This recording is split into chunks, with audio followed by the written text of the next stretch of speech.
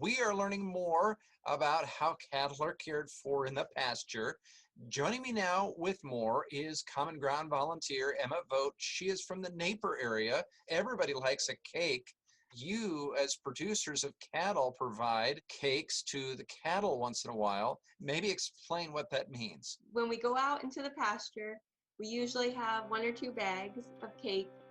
They're just some round pellets, and that the cows, once they get used to it the first 2 or 3 times, they know it's quite a treat. It's kind of like a little vitamin for them, but a sweet tasting one.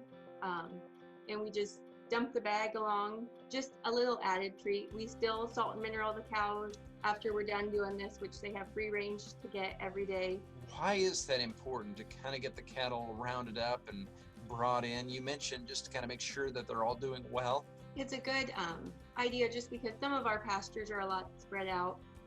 Sometimes they only get checked every week. We can do a head count, make sure everything's there, that we have our cows, that we don't have any of the neighbors' cows or the neighbors' bulls for breeding purposes if you're trying to keep your straight breed.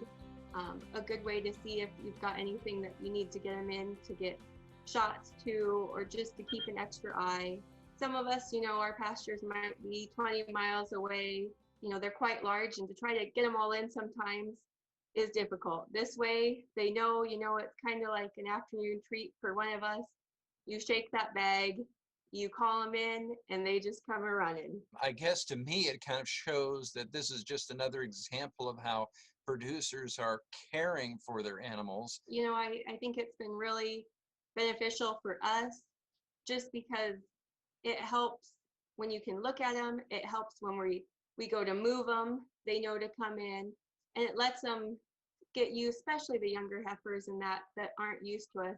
It gives them a chance to be able to see how we are, and then when we have to get them in and when we start calving out, they're used to the people, they're used to the machinery a little more. Thank you for sharing that with us today.